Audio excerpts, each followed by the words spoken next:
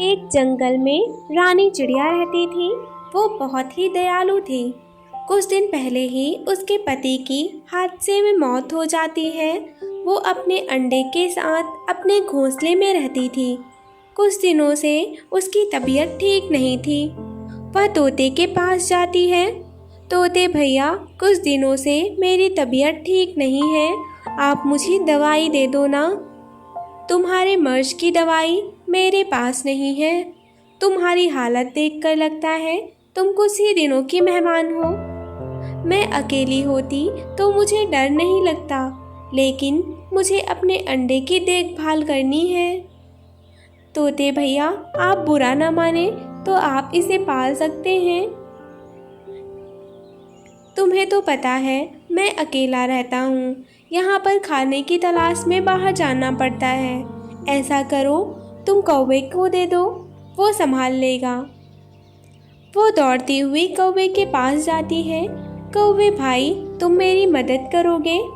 मैं ज़्यादा दिन तक जिंदा नहीं रहूँगी।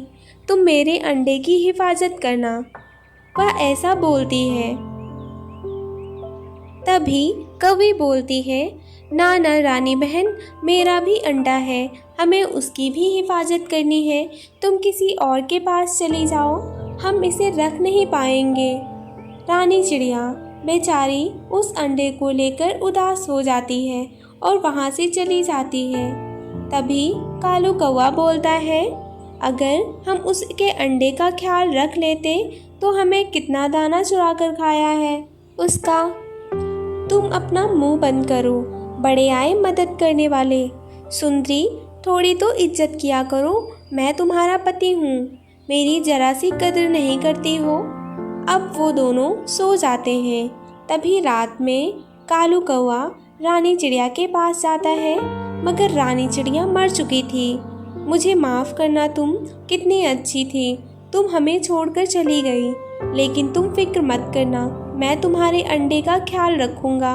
अब वो चिड़िया का अंडा लाकर अपने घोंसले में रख लेता है।